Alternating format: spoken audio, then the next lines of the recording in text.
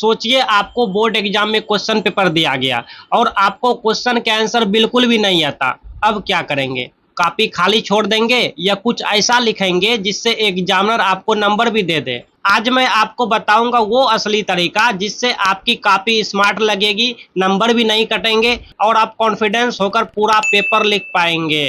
तो अगर आप भी चाहते हो कि एग्जाम में बिना आंसर जाने भी अच्छे मार्क्स मिले तो इस वीडियो को आखिर तक जरूर देखना, क्योंकि मैं गुलशन शर्मा आज आपको ऐसे आसान तरीके बताने वाला हूं जो आपके काम जिंदगी भर आएंगे। सोचिए आप बोर्ड एग्जाम की क्लास में बैठे हैं, टाइम चल रहा है, सब बच्चे जल्दी जल्दी लिख रहे हैं और अचानक आपके सामने एक ऐसा क्वेश्चन आ गया जिसका आंसर आपको बिल्कुल भी नहीं आता। उस समय आपके दिल की धड़कन बहुत तेज होने लगता है, हाथ कांपने लगते हैं, दिमाग बिल्कुल खाली हो जाता है।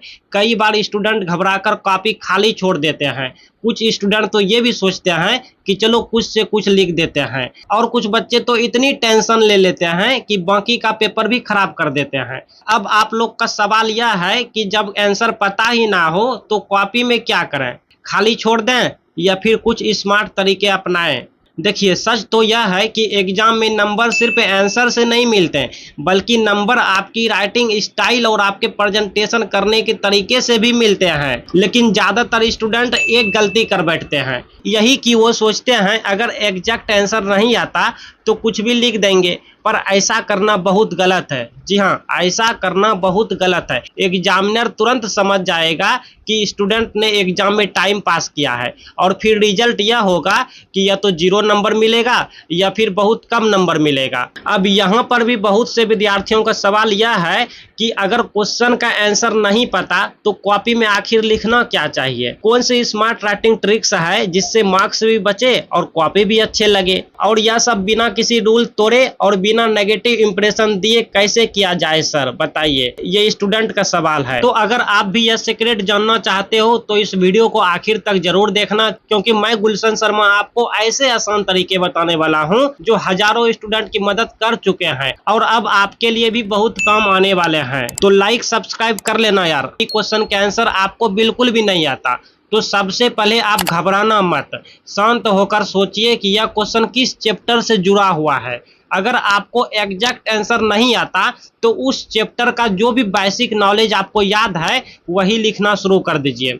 मान लीजिए क्वेश्चन पूछा गया है, एक क्वेश्चन आपको हम लेके समझाते हैं। मान लीजिए कि क्वेश्चन पूछा गया है जलवायु परिवर्तन के कारण क्या है और आपको इसका आंसर नहीं मालूम है, तो अब आप चाहो तो सीधे लिख सकते हो कि जलवायु परिवर्तन का मतलब है कि मौसम में लंबे समय तक होने वाले बदलाव। यह एक गंभीर समस्या है जो पूरे विश्व को प्रभावित कर रही है। इसके कई कारण हो सकते हैं, जैसे प्रदूषण, जंगलों की कटाई और आधुनिक जीवन शैली। बस इतना लिख देने से ही एग्जामिनर समझ जाएगा कि स्टूडेंट को टॉपिक की बेसिक अंडरस्टैंडिंग है। समझ रहे हैं ना? और हाँ, कोशिश कीजिएगा आप जो भी लिखिएगा कोशिश कीजिएगा साफ सुथरे वर्ड में लिखने की, छोटे छोटे सेंटेंस में और पॉइंट वाइज लिखने की। जी हाँ, जैसा कि आप यहाँ पे स्क्रीन पे देख रहे हैं, हम आपको यहाँ पे डेमो दिखा रहे हैं, इससे कॉपी स्मार्ट दिखती है।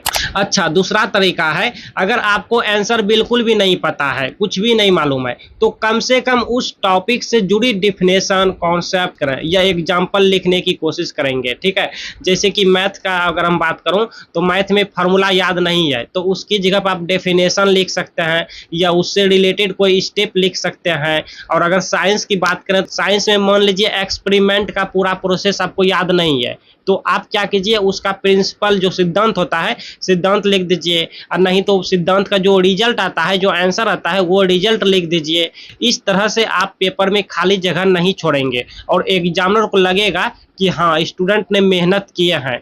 याद रखिएगा, कॉपी खाली छोड़ना सबसे बड़ी गलती होता है, समझ रहे हैं ना? इसलिए कॉपी खाली नहीं छोड़ना है, कम लिखना है लेकिन लिखना जरूर है, समझे? नहीं लिखने से तो अच्छा है कि रिलेटेड ही लिख दिया जाए। ठीक है, 0 से तो अच्छा होगा ना, कहा जाता है 0 से अच्छा 1। समझ रहे हैं मेरे बात को ना? हाँ, नहीं लिखेंगे कुछ भी, कॉपी खाली छोड़ देंगे तो 0 नंबर मिलेगा, लेकिन आप रिटेबल जैसा मैंने बताया आप लिख देते हैं तो आपको 0 से अच्छा ही नंबर मिलेगा। समझ रहे हैं। अभी वीडियो छोड़ के भागिएगा नहीं, पहले कर देता है, पूरी वीडियो देख के जाइएगा। तो अब आपने समझ लिया कि अगर एग्जाम में कोई ऐसा क्वेश्चन आ जाए जिसका आंसर आपको बिल्कुल भी नहीं आता, तो कॉपी खाली छोड़ना कभी भी ऑप्शन नहीं होना चाहिए। आपको वही करना है जो एक स्मार्ट स्टूडेंट करते हैं। सबसे पहले उस टॉपिक से जुड़ी बेसिक डेफिनेशन या कॉन्सेप्ट लिखना है, फिर सिंपल एग्जाम्पल या रिलेटेड पॉइंट डालना है, और अगर पॉसिबल हो तो डायग्राम, फार्मूला या स्टेप भी लिख देना है। तो इससे एग्जामिनर को लगेगा कि स्टूडेंट ने कोशिश किए हैं और वो आपकी मेहनत देखकर आपको मार्क्स जरूर देगा। याद रखिए, बोर्ड एग्जाम में एग्जामिनर आपको फेल करने नहीं बैठा होता है, बल्कि वो चाहता है कि किसी ना किसी तरह से आपको मार्क्स मिले। बस आपको अपनी कॉपी को इस तरह प्रेजेंट करना है कि आपकी मेहनत साफ साफ दिखे एग्जामिनर को।